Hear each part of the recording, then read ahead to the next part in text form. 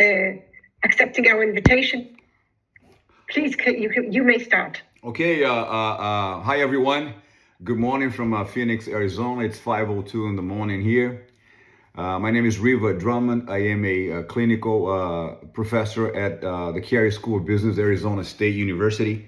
My talk today is on knowledge creation in the Eastern culture. So let's do it. So let me tell you a quick story about my KM trip. Back in 2002, I finished my master's. Knowledge management was a huge thing back then in Brazil and the US. And I wanted to know if Chanwei Chu's strategic information model that you can see on the screen on the left side could be used to assess knowledge management initiatives. So I looked at 20 KM mini cases published at the time, and I used Chu's model of sense making, knowledge creation, decision making. You can see here on my left side here. So the goal of sense making was, the long-term goal of sense making was that organizations could scan the external environment in search of relevant information about all environmental actors, suppliers, competitors, customers, demography, economics, so on and so forth. And so the organizations could gather, collect that data, and bring it inside to try to understand, try to interpret, and make sense of what was going on. Once the organization had made sense of the external environment information, it could use it for knowledge creation. An interesting thing about knowledge creation is that we need to make it more tangible. How does knowledge crystallize in an organization? Well, it becomes a few things. It becomes either products, services, processes, or business models. So the goal of knowledge creation is to use that information captured on the sense-making process to create new products and services, improving existing ones, redesigning organizational processes, and rethinking and playing with business models. So after knowledge creation potential is assessed with that information that was captured outside, we have the steps of decision making. And as we know by now, decision making is constrained by the idea of bounded rationality. There's no best decision, only the satisficing one. I won't waste your time here, but you all probably remember Herbert Simon's Nobel Prize in Economics discussing this idea of bounded rationality. So guess what? I confirmed Chu's strategic information arenas in those 20 mini cases. I highly recommend Chanwei's book, The Knowing Organization, How Organizations Use Information to Construct Meaning, Create Knowledge, and Make Decisions. That book really changed a lot of the way I was looking at the field. Well, short after my master's, I moved to my PhD in the School of Information Studies in UFMG, Federal University of Minas Gerais, Brazil. And a funny thing happened. Most of the faculty at that time, 2002, 2003, they opposed the idea of knowledge management. They had a lot of, they have expressed their opposing views that no one can manage knowledge. Knowledge management is an oxymoron. So there's no such a thing as knowledge management. Well, so my first challenge was to prove, hey, you might not like the terminology, but there's a concept out there that needs to be apprehended. And I can prove that. So me and my very good research partner, Renato Rocha Souza, who is now living and working in Vienna, Austria, we came up with this idea. Well, you don't like the terminology, it's fine, but there's a concept. And we can prove that concept looking at three different places. We have lots of evidence in literature. Whether you like or not knowledge management, there's a lot of publications with knowledge management on the title. There's research, there are papers, there are working papers, so on and so forth. We can also prove by saying that there's organizational practices. Many organizations are naming some departments and functions knowledge management. And there's a social phenomenon, right? Social phenomenon made by Congress, events, public speaking, etc. So you don't like the terminology, but there's a concept we need to understand what that means. So with that in mind, I moved to work on the first in-depth qualitative study of KM back then in South America. And for that, I had secured research positions with three multinational enterprises, one from each of the sectors of the economy. From agriculture, I had Sugarcane Technology Center, one of the most interesting KM cases I've had. I published it, so if you want to take a look at it, CTC, Sugarcane Technology Center. CTC, the initials in Portuguese. I also looked at Siemens, the German giant at that time. And from the service sector, I had PricewaterhouseCoopers. PricewaterhouseCoopers not only had knowledge management as a formal function, as a department implemented, but they were also offering knowledge management services and consultancy to its customers. So after a long period of research, in depth, I took a deep dive in those organizations. I came up with this KM conceptual model, integrating all knowledge management practices I had seen so far. So I kept choose idea of strategic information use on the side. On the other side, on my right side here, I mapped all the tools and systems being used for knowledge management at the time. But what called our attention was this idea of enabling conditions. There's no knowledge creation in vacuum, right? For knowledge to be created, you need a space. And that space is not only physical, but also mental and virtual, right?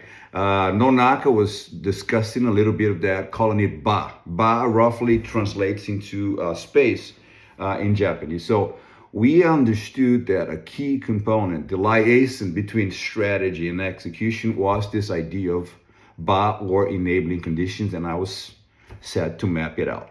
So I finished my PhD, and then Dr. Chun-Wei Chu from the University of Toronto, which I mentioned earlier today, invited me to work with him on a postdoc. Well, in this postdoc, that's the paper we published, and we actually we scrutinized the idea of ba. So we got to research and read everything that had been published by ba, or enabling conditions or enabling context at that time. So we reviewed all papers discussing ba, enabling conditions, and enabling context. So it was really a challenging venture. We just heard of that Nonaka, Yukihiro Nonaka, just passed away. But his idea of his work on ba is something that we should mention. So in my research, we found four major groups of enabling conditions for knowledge management. There's a social behavioral ba, there's a cognitive epistemic ba, there's a strategy-structure ba, and there's an information systems and management ba. So that idea, that research brought a lot of insights to my future research and work in the domains of knowledge creation, especially looking at innovation. That's the goal of my talk today. And Dr. Chu had this idea, let's bring this ba research into a framework, a model. So we came out with this cube here. It's not a perfect one, by the way, as you can count. So our ba model had three different dimensions. So we have enabling conditions. We listed all the groups of enabling conditions on one side. We thought of knowledge processes of creation, sharing, and use. And we also analyzed interaction levels, whether the individual, the group, the organization, or inter-organization. Okay, so then I had to move forward and work and get to work. And since then, I've been helping large companies to think about knowledge creation and innovation. So discussing knowledge creation in the Eastern culture as my topic today, I can share a little bit of my experience working with all those multinational companies, all those for the past 15 or 20 years. And most of our goal here is to work with the topic of innovation. So we look at knowledge creation with the lenses of innovation. And I'll tell you how innovation, my work with innovation has a few different perspectives. So the first thing I was working with firms was to teach them about one element of my ba called honest mistakes. But that was 20 years ago. But I think I lost something in translation, but I was actually teaching folks to accept failure as part of life. Most of the efforts we have they end up in failure. And an interesting thing that we should make, there's a distinction between mistake and failure, right? Whereas failure happens in unknown territory. When you're exploring unknown territory, failure is likely the most thing likely to happen. So there's some new work on that. I don't know if you've been following this idea. There's a new work by Amy Edmondson from Harvard. If you want to read the book, not the research, the book is called The Right Kind of Wrong. And she's discussing failure happening in unknown territory, lots of great examples. And then she wraps it all up discussing psychological safety. So psychological safety for me is one element of BOW. We couldn't coin that psychological safety at that time, but I'm glad she did, and that's how we advance research. So as I was saying, helping all those companies working in the domains of knowledge management, knowledge creation, but with a high focus on innovation. Okay, so I got some pictures here of workshops, of training sessions, of lectures, of keynotes. The bigger picture is a work I've been doing since since a couple of years ago. I started at AstraZeneca, working with their global senior teams out of Guadalajara, Mexico, and a few other places.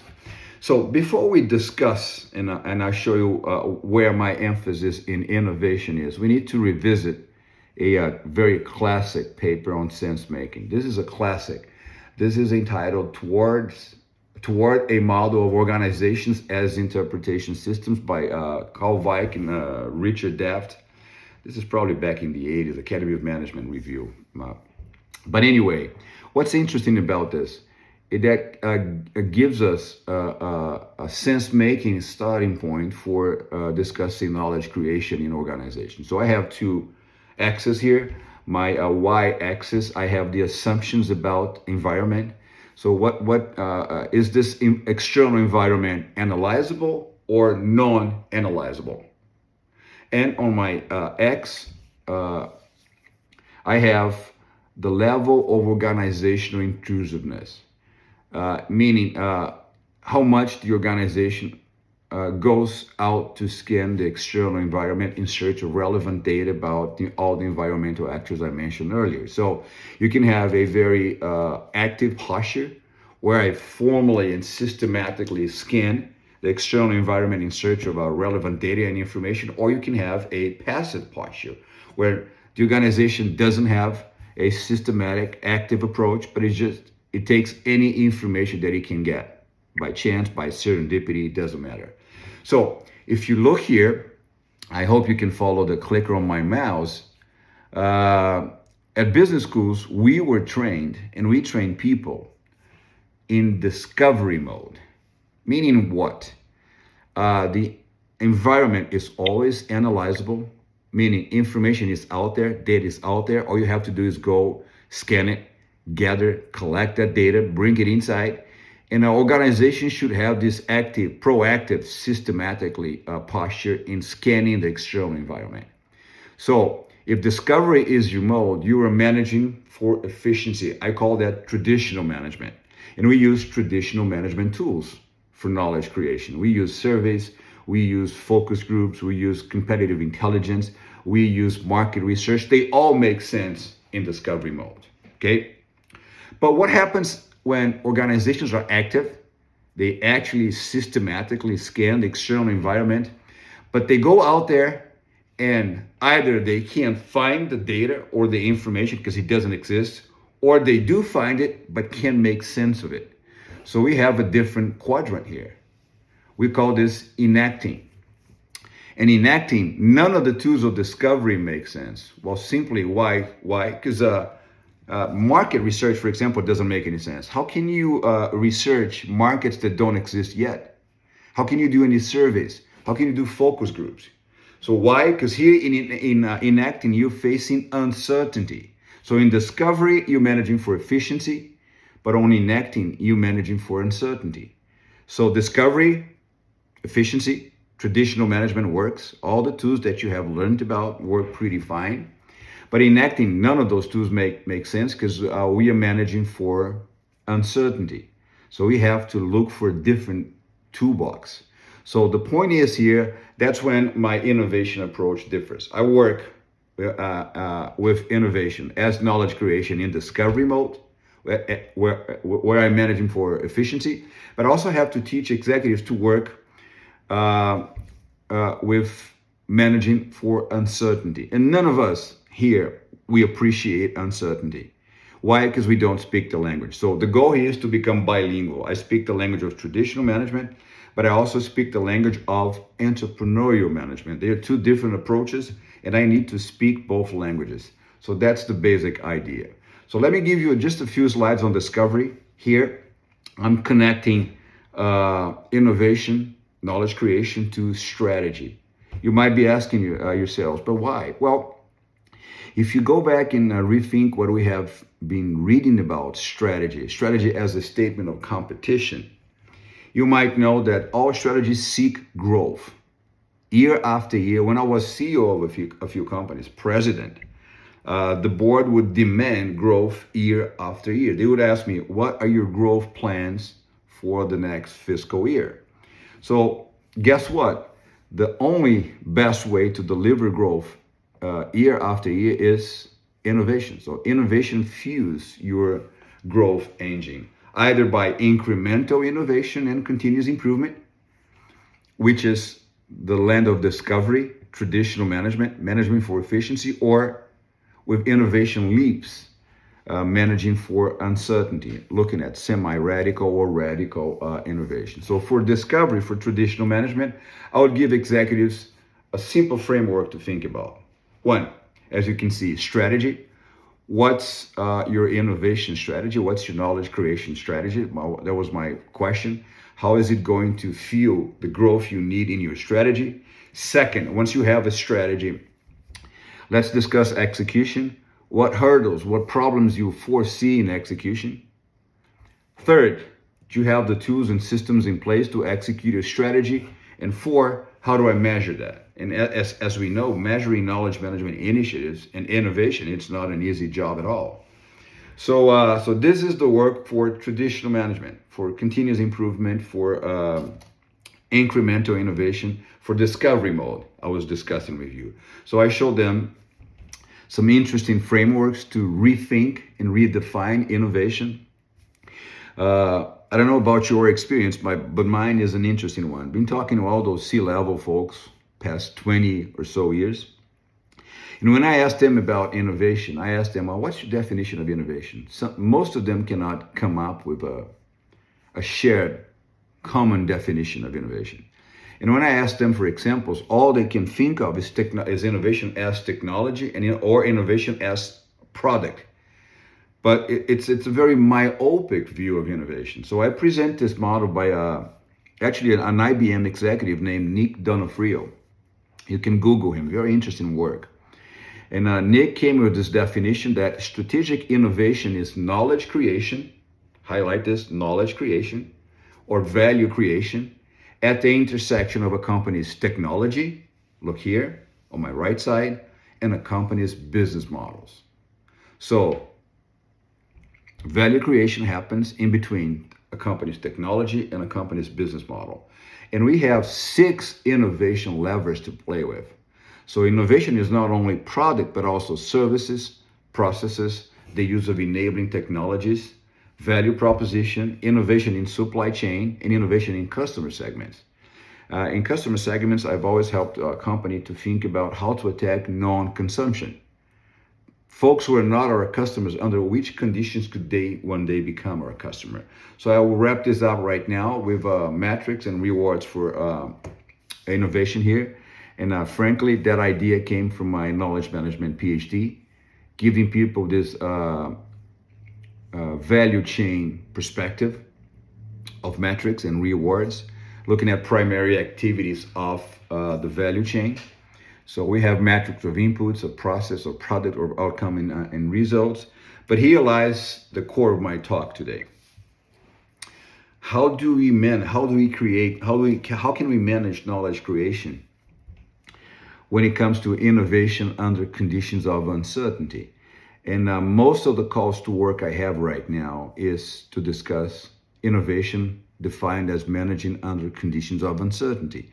So I have all those huge companies like the Mayo Clinic, one of the most respected hospitals clinics in the world. They're based in Rochester, Minnesota.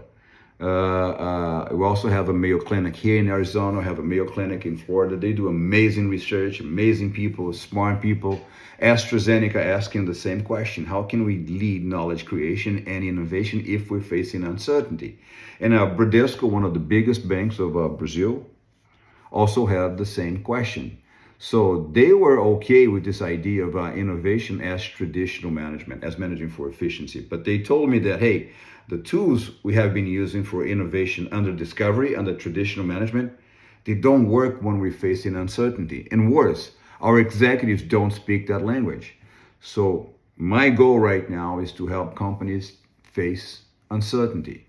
And I have so many different calls about uncertainty. For example, folks are asking me about digital business models. We happen to have played with business models since Alex Osterwalder's book, The Business Model Generation. I don't know if you read his PhD work. I took the time to read his entire PhD work. It's a design science approach, very interesting to look at. And so customers are bringing this high level demands. For example, how can we apply AI in medicine, in healthcare? So how can we apply, for example, how can we develop AI solutions for pathology? And I found, I've been discussing with them some research findings that I've been looking for. For example, someone applying AI in pathology with business models. We also created for Mayo Clinic its own Lean Innovation Canvas. I have this great physicians with top-notch research, but deeply need to learn to speak the language of uncertainty as well. So to make things happen and to look now, and to pause now and look at innovation as managing under uncertainty, I start by asking them to forget all they have learned about innovation, because all they have learned is about coming up with solutions. As you can see, the first thing I need to do here is to help those executives define and create a common knowledge, a common sense, a shared view, a shared concept of innovation. And I make it very simple. I bring them two definitions of innovation. Number one, innovation is managing under conditions of uncertainty. So you embrace uncertainty. You embrace you don't know. You don't have the answers. That's very hard for some people, especially the ones with PhDs in C-level position. We have to embrace that. We don't know. That's the first thing. We're facing uncertainty. I have a second definition of innovation that moves to the idea of jobs to be done.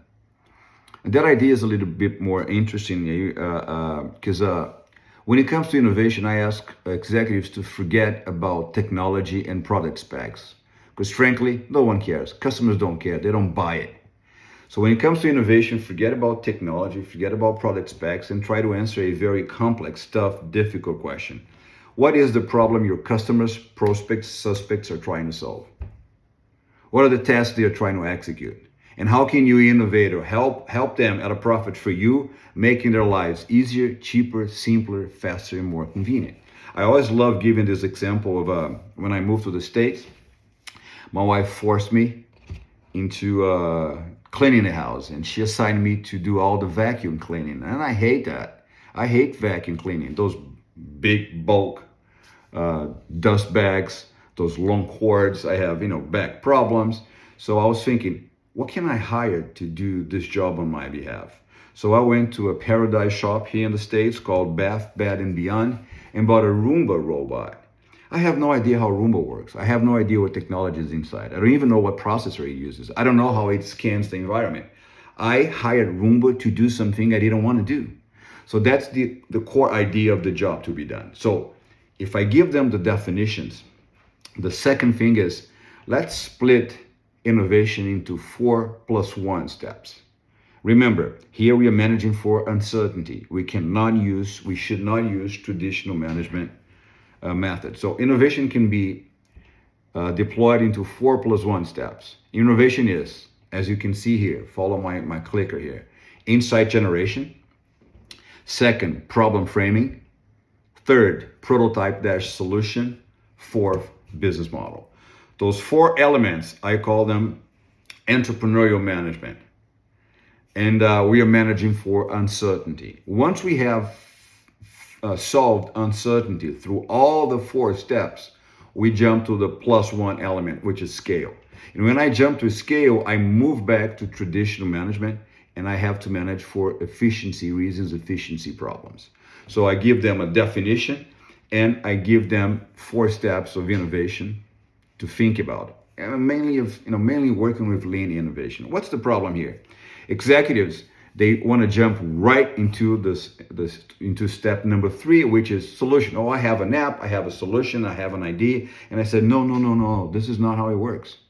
In traditional management, in managing for efficiency, we can come up with a solution and move it. But here, we can't. Because we don't even know if we have a problem worth solving. How can I jump to solution? So all of them, they jump to solution. I have to slow them down. They're not happy about this, but I take them back to insight. And the goal of insight is to savor surprises. Insights are things we did not know. And the only way to learn, to gain new insights, is to take executives and students out of the classroom. Why? Because the classroom is a very safe space to learn.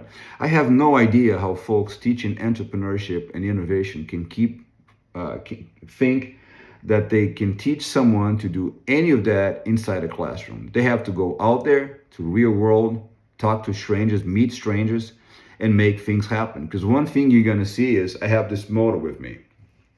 This is a phenomenal work by Nathan Turner and Jeff Dyer. If you want to take a look, it's called The Innovator's Method.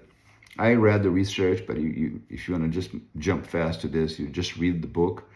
But one thing that you have to remember throughout this process is, innovators innovate, customers validate, not the other way around. So never ask customers what they want for innovation. They don't know. That's your job. But as you discover and you move through the 4 steps, you need customer validation in all steps. For example, a traditional management tool we use every day, brainstorming. Brainstorming doesn't work for innovation. And people get really upset when I say, oh, it does work, we do it all the time. No, it doesn't. Well, brainstorming doesn't work simply for this, because it does not involve customers, first thing. And if your boss is in the meeting with you brainstorming, your boss is the HIPO, H-I-P-O, the highest paid opinion. In most cultures where there's high power distance, no one is going to challenge the boss opinion. Okay? So I adapted a Furse and Dyer's framework to help executives navigate knowledge creation under conditions of uncertainty. So I put, you have the same 4 steps here: insight, problem, prototype, business model. +1 is scale, but I help them see things that they can't see. I give them key activities, tools, tests, and outcomes, and we can organize a framework. This framework is no recipe, no prescription. You are free to add to it. You're free to remove from it. It doesn't matter. But just have as this is an organizing framework for this topic. So what's interesting here? You tell people to generate ideas, okay, and they come back to me and say, well, my boss, my firm asked me to generate ideas for innovation, blah, blah, blah. We don't know how. They asked me to frame relevant problems worth solving. I don't know how to do it. So this is why you got to give your executives tools and tests. So what are the tools for problem framing? Which tools do I have for prototyping? What tests can I run throughout each of the steps to make sure I'm moving in the right direction? So this is my first work, is to slow them down, define innovation, deploy innovation into 4 steps, and give them a framework. So key activity. For example, what's the goal of insight generation? If you're leading innovation efforts, knowledge creation under conditions of uncertainty efforts, you should make sure that everyone understands the key activity for each of the steps. What are you doing in insight? You're not solving any problems here. You're savoring surprises. What is the key activity or problem? Well, here you're trying to frame the job to be done. You're not solving it yet. What's the key activity on prototype? Well, if you have found in the previous step a problem worth solving, a monetizable problem, then you can start scratching ideas for a prototype. So that's the plan here. Once they finish, I have this entire framework ready for them. They have a list of all key activities, as you can see. They have a list of tools. Which tools can I use, for example, in business model? How can I test how the psychological price range that customers are willing to accept? So I can use a PSM, a price sensitivity meter, as you can see here. So now executives, managers, they have a framework that allows them to know which tools and which tests they can run inside every single aspect of innovation as knowledge creation under conditions of uncertainty. So this is the basic idea. I'm gonna run you through the 4 steps real quick, and then I'd like to open for a Q&A, and we can talk a little bit about all this. Okay, so insight generation is the first step. So you have to slow people down here. They will jump to solution. Oh, I have this idea, I'm going to do this. No, you go here is basically to generate insights. And insights, as I said, are things you did not know. Insights are surprises. So every step, I remind them of the key activity, savor surprises. You should learn new things here. If you're not learning, there's no insight. And the catalyst for insight is surprise. No surprise, no insight. And I have to relist tools, tests, and outcomes they must use. And you must involve customers. So I send them out, and I meet with them. We run those sprints in a week with C-level executives. With students, I slow down, but I force them out. Americans, they hate talking to strangers. It's an interesting thing. I don't know if you like reading Malcolm Gladwell's articles on the newspaper, but his a series of new articles he came up with this new book called Talking to Strangers. But anyway, let's take a look at this. So this is the face you should have when you're savoring surprises. You should be surprised. That's things you do not know about. All right. So I teach students about tools for insight generation. I take them back to the 5+1 discovery skills of questioning, observing, networking, experimenting, associational thinking, and Einstein's combinatorial play, looking across cultures, industries, etc. And I ask them to come up with their own tools. So as you can see here on my left side, big companies like AstraZeneca, like Mayo, like Google, all of them, they have huge information systems to capture insights. So if any executive, any manager has an insight, all he or she has to do is go to the system like Bright Idea, like Spigot, like AHA, and document that. But small entrepreneurs, they don't have the luxury. So I ask them to create their own insight capture template. So proper documentation is needed on the field. If you're talking to strangers, if you're approaching strangers in order to gain insights about problems worth solving, you should, be able to properly document it. So they get creative here, but the basic insight capture template is made of users need surprising insight. All right. Okay, I give them lots of examples of how can they get creative creating their insight capture templates. A day in the life worksheet, a learning card by Strategizer. You can download it at the Strategizer website. And here's some actual work from executives I see here. So they get out there, they gather their insights, they organize their insights somehow, then they get to vote for the best insights. When senior executives tell me it's hard to work with insight generation and come up with their own systems or templates, I show them this. So this is how one of my students put the whole process in a single slide.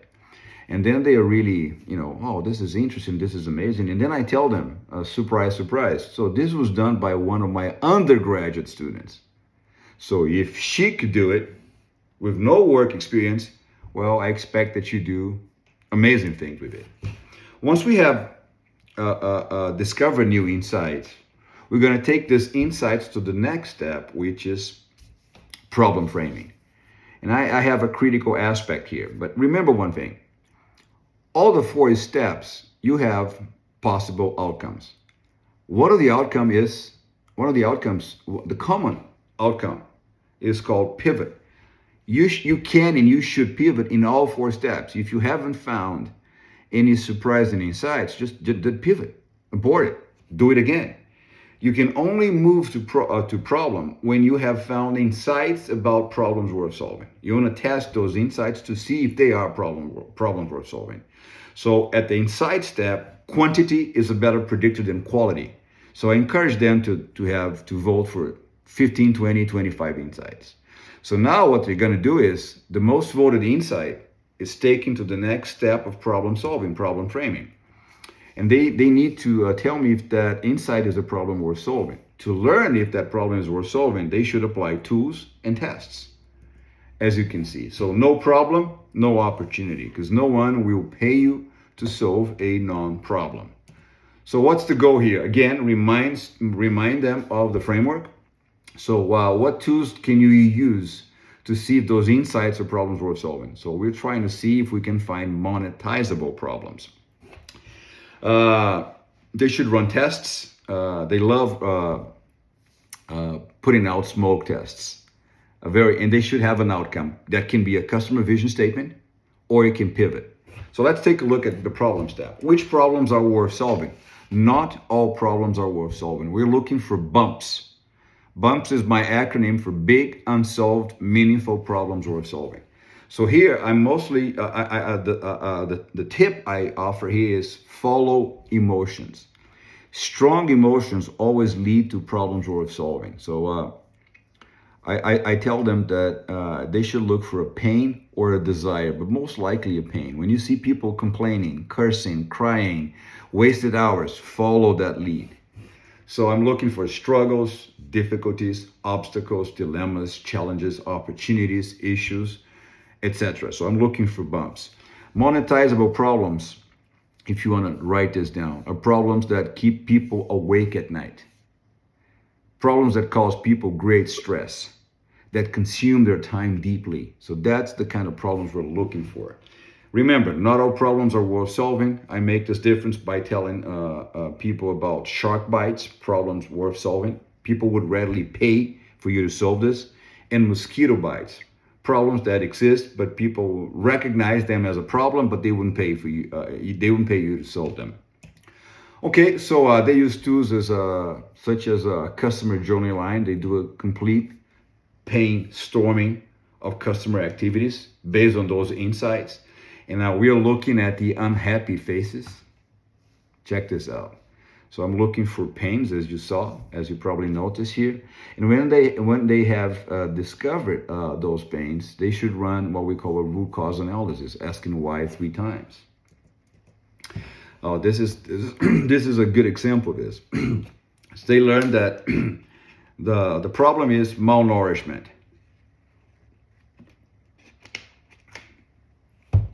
But that's the problem at the surface. They need to take a deep dive to figure out the job to be done or the problem. So that's why if in their pain points, malnourishment shows up across multiple parts of the pain storming, the customer journey line, we should elect malnourishment. But that's the problem at the surface. I need to take a deep dive. Let's go to the bottom of the sea. Why? Why are our children malnourished? Well, because we don't have enough food. Keep asking why. Why?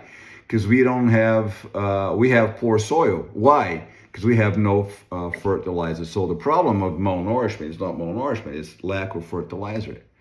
So that's a learning journey for all people. They're learning with the process. And I'm stopping them from solving the problem. You're not solving anything yet. Here, you want to know that those insights are monetizable problems or problems worth solving. They can also use ethnography. I teach them about ethnographic research. I call this fly on the wall. You're just observing people. I'm not sure if my very good friend, Dr. Eric Choi, is watching me, but the first time I was invited to Hong Kong before teaching at Hong Kong Paul Yu and Hong Kong University back then, I was so impressed and amazed to be in Asia that I would just be a fly on the wall on the subway, just observe how people live their lives in a different context. Okay, this is a kind of a test that a lot of people do. As you can see here, Christian Gregory posted something about making a custom LED neon signs. This is a typical smoke test. You just post an ad, a question.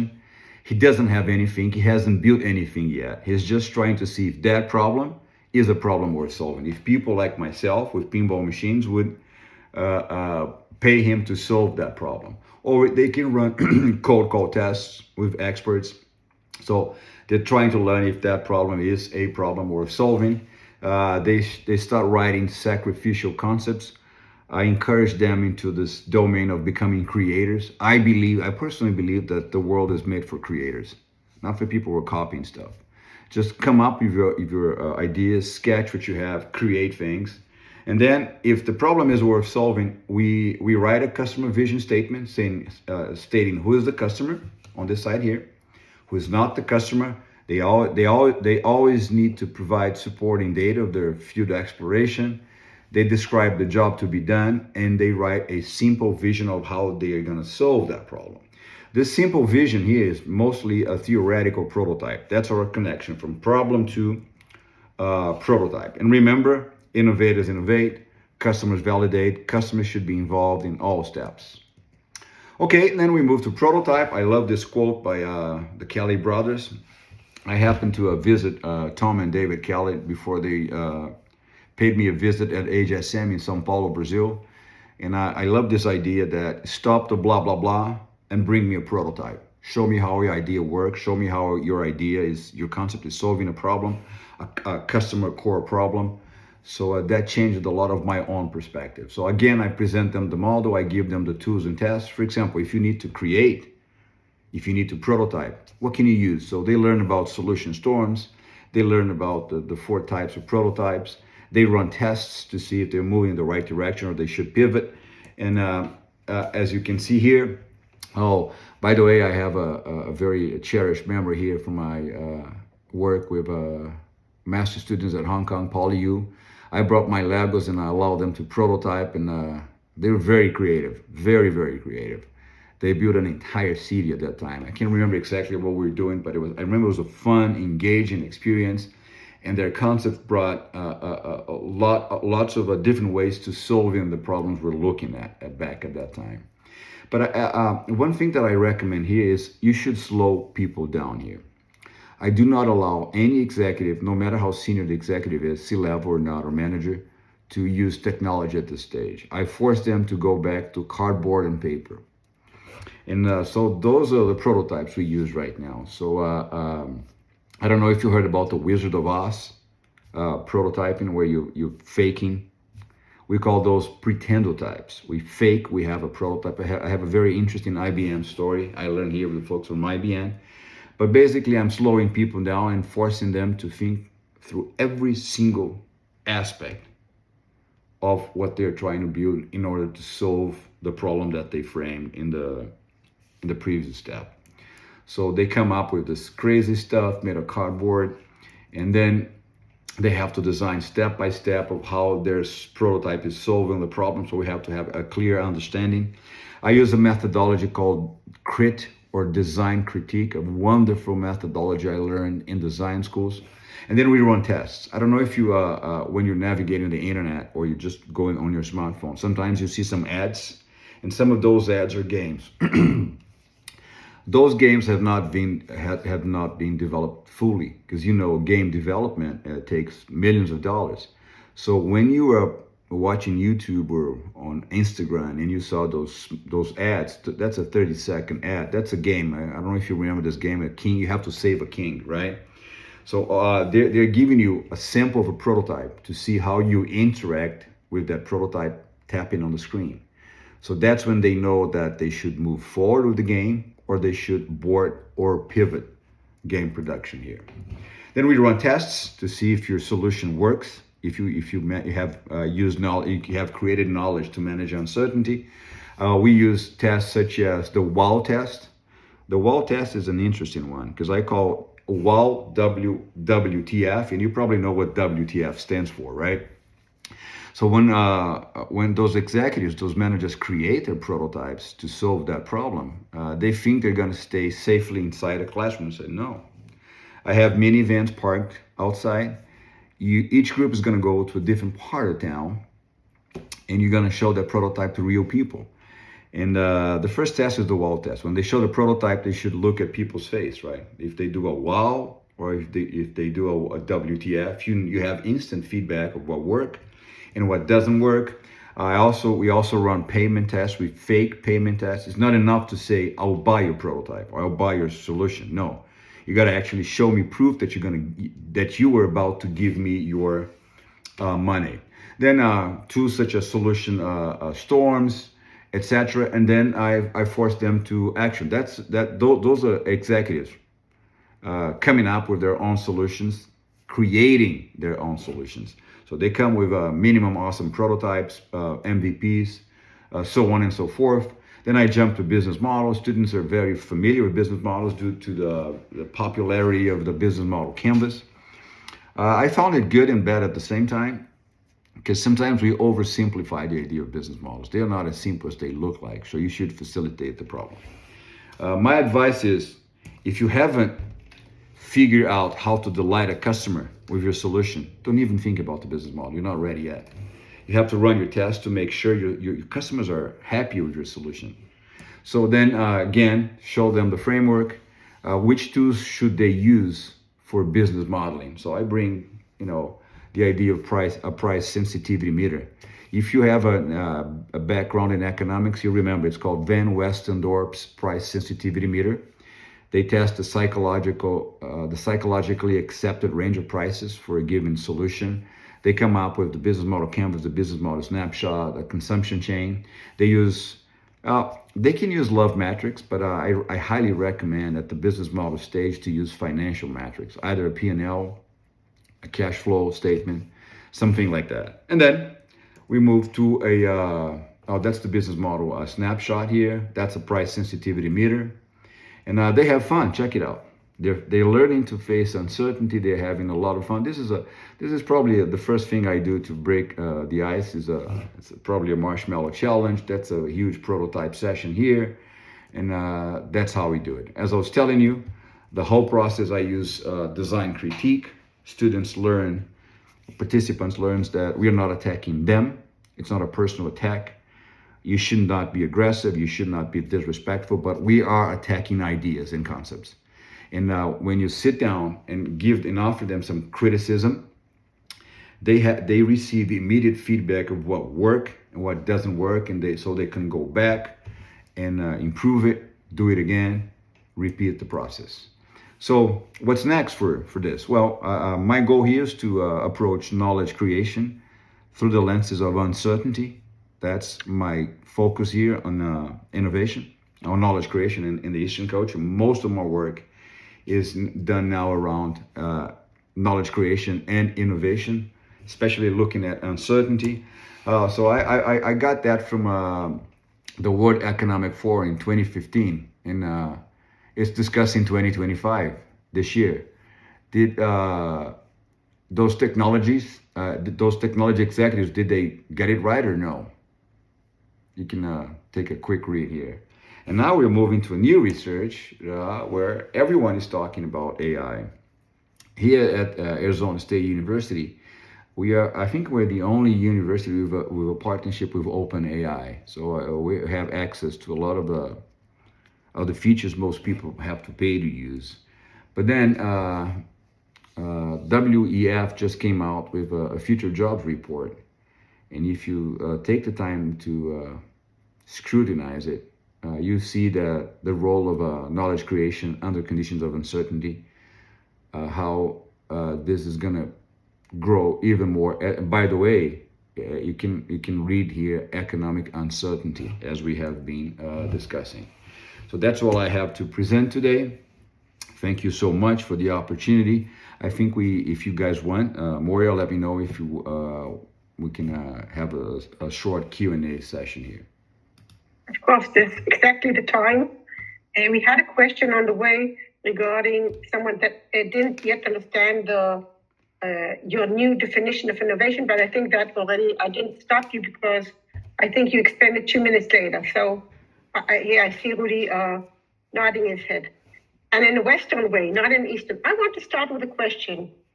and then we'll open for additional people. I loved the ideas you presented. I didn't understand why they are Eastern and not Western. Well, I don't pretend to,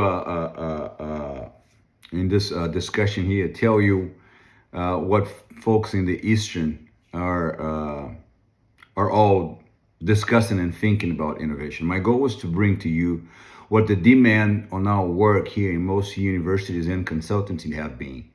So they are all in the domains of knowledge creation, looking at innovation. But I have no intention here of saying it's exhaustive. That's all we do. No, most of the work moves to knowledge creation and innovation under conditions of uncertainty. That's what we have been doing. I'm not seeing a lot of knowledge management offerings around here, and it's been a while. It doesn't mean that knowledge management is no longer relevant. It's quite the contrary, right? A lot of knowledge management practices we studied back then are now incorporated with different names. So we're still working with knowledge management under new labels. So a lot of those knowledge management practices I studied back then are somehow implemented, and they have different names along the way. So I think that the novelty here, the demand is, how can we work knowledge creation under conditions of uncertainty? That's the topic. That's my approach here today. And just to tell you that we cannot use traditional management tools when thinking about uncertainty. We need to learn new tools, new processes, new ways of thinking. So the goal is to take those managers into becoming bilingual. I speak both languages of innovation. I can use traditional management, but I can also use entrepreneurial management. And then lean innovation has makes a huge difference here. And folks, just to wrap it all up again, those managers and executives, when I discuss innovation, they can't define it, and they jump right to solution, and that's not what they have to do. Slow down. 4 steps, slow down. Start with insights, go to problem, core problem 3 times why. Just then, afterwards, you can go to the solution. Also then, do it step by step, understand what you're doing, prototype it, even if you emulate it, like in the IBM case. And just later on, you can go to a business model, to the beloved canvas that business management schools teach, starting with on day 1 and not on day 30. Yet, we don't finish, because after these 4 steps, we have to scale up. So let's open it to questions. Oh, no, Thank you. I understood. It's interesting that you said that, but we draw the process, insight, problem, prototype, business model in a linear way. But it's just as a pedagogy, right? It doesn't happen that way. It's fuzzy. Sometimes you move from problem back to insight, and so it's just to make sure that the process is not linear at all, because uncertainty is not linear, right? Wonderful insight. Thank you for adding that. People have questions. Yes, Vincent. Oh, our dear Vincent. Vincent, who's the one who connected us with Riva. Yes, Vincent, please go ahead. You're muted. It's been a long time since I've seen Vincent online. Where is he? Bangkok. Today. Vincent, we can't hear you. Test. There you go. Yeah, Test. now. Okay. Bonjour, good to see you. monsieur. Ça va Good bien? to see you again, Riva. Thank you so much for your presentation. Thank you so much for waking up so early also. In fact, in 2 or 3 sessions, we will have Yves Pigneur with us, who was the advisor of Oscar Walder, who designed the business model canvas. So he will talk to us about their latest book. So just wanted to get a bit of clarification. I mean, your approach looks very similar to the design thinking process. I mean, you label your stage slightly differently, but we can see the empathy or understanding the problem, framing it, and ideating and prototyping and so on, which is, I mean, it can be called differently, but at the core, I think there is a lot of similarities. So nowadays we see, I mean, you clearly stated that, I mean, up to now you were trying to keep people away from computers and so on. Now, I've been teaching also some courses on design thinking, and nowadays, I still get the students to go through the traditional way like you do, but also I get them to do in parallel using some generative AI tool to see how can they complement or support or expand their own vision or their own interpretation or whatever through the use of generative AI tools. So are you also going towards using generative AI as another tool to support this process, or you, in your opinion, you still want to stay away from whatever comes out from generative AI tools? Oh, no. I fully agree. As I was saying, the framework is an open one. It's not a prescription. Folks are free to add to it, to remove tools and tests from it. No, I'm a big fan of Gen AI. As a matter of fact, when Gen AI came, most of the faculty was, "Oh, it's the end of the university as we know it." Blah. I said, "No, this is absolutely nonsense. Every time you have a new tech, bring it to the classroom and see how you can explore that potential." But back to your design thinking idea and linear innovation, I see many differences. The design thinking approach was made popular by the folks at the D School at Stanford. I don't know if you heard about it. They have a wonderful Yeah, workshop. of course, yeah. I met Robert Sutton in São Paulo in a conference and said, "Well, you should look at what the design." So the process is a little bit the same, but I think linear innovation brings a lot of the elements that we should include in terms of management tools, right? I mean, we work with profit and loss statements. We run detailed price sensitivity analysis. So we bring different elements to this and bring the idea of managing under conditions of uncertainty more clear along the way. What I feel is that students hate, especially executives hate the process at the beginning because they have to work, right? They thought, Yeah. I'm coming to a training, I'm going to be in city. No. You got to go out there, talk to strangers, make it happen, but bring data along the way. So every single aspect has to be documented, and we need to find data along the way. I always wrap it with, I believe in God, everyone else should present data here. So they should have data throughout the process, and they can actually include anything they want, like you include in Gen AI. I don't know if you're paying for the license or the university is paying for your license, but ChatGPT operator, I think it's a wonderful luxurious aid for the process. Thank you, Riva. Thank you. Okay, if there are no additional questions, that's time to wrap up because we are running out of time.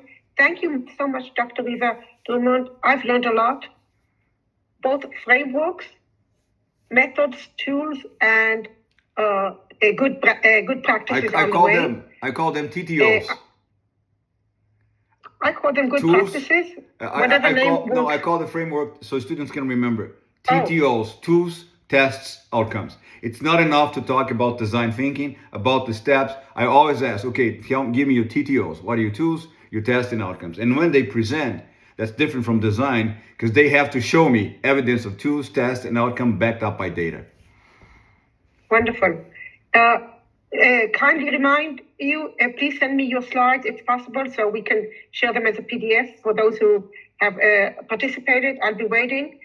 Thank you very much. And next week we will be learning from Dr. Yves Pinguo. I hope, Vincent, Pinguo, I believe, right? Yves Pinguo, yes. Yves Pinguo. On his frameworks of innovation. Yes, okay. See you all very much. Good morning, good evening, good night, everyone. See you next week. And thank you. A big thank you and applause to Dr. Riva. Yeah. Thank you. Thank you. Thank you. Thank you.